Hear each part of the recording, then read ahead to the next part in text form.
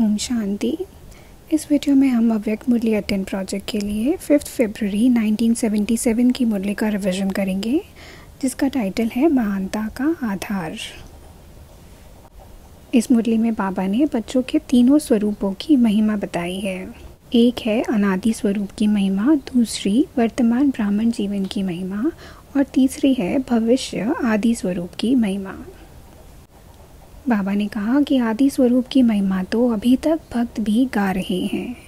वह है सर्वगुण संपन्न, 16 कला संपूर्ण, संपूर्ण निर्विकारी, मर्यादा पुरुषोत्तम और संपूर्ण अहिंसक।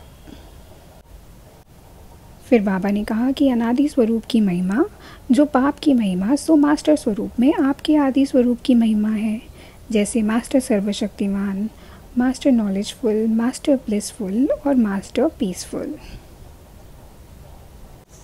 फिर ब्राह्मण स्वरूप की महिमा के लिए बाबा ने कहा कि ब्राह्मणों के जीवन के मुख्य 4 आधार हैं। ब्राह्मण कहा ही जाता है पढ़ने और पढ़ाने वाले को। ब्राह्मण जीवन अर्थात गॉडली स्टूडेंट लाइफ।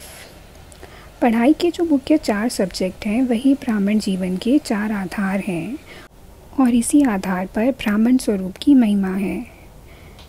पहला आधार है परमात्म ज्ञानी, दूसरा सहज राजयोगी, तीसरा है दिव्य गुणधारी और चौथा है विश्व सेवाधारी। फिर बाबा ने परमात्मा ज्ञानी के मुख्य 2 लक्षण बताए हैं।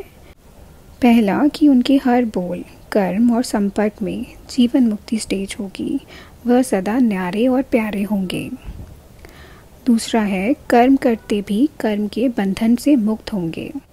फिर दूसरे आधार सहज राजयोगी के लक्षण बताए कि वह सदा योग युक्त और युक्ति युक्त हो कर्म करेंगे। कर्म और संकल्प में समानता होगी, इसीलिए सदा सिद्धि स्वरूप होंगे। फिर दिव्य गुणधारी का मुख्य लक्षण बताया कि वह सदा संतुष्ट रहेंगे और सबको संतुष्ट करेंगे, इसलिए उन्हें गॉडली यूनिवर्सिटी से सर्टिफिकेट भी मिलेगा। और चौथे आधार विश्व सेवाधारी का विशेष लक्षण यह बताया कि वह सदा निर्माण और अथक होंगे, सदा जागती ज्योत होंगे, केवल निंद्रा जीत नहीं लेकिन सर्व विघ्न जीत भी होंगे। फिर अंत में बाबा ने कहा कि विश्व कल्याणकारी अर्थात सेवाधारी। तो वर्तमान महिमा को निजी निरंतर धर्म और कर्म बनाओ। इसकी अगली वीडियो में हम 6 फरवरी 1977 की मुरली का रिवीजन करेंगे, जिसका टाइटल है रियलाइजेशन द्वारा लिबरेशन। अच्छा, ओम शांति।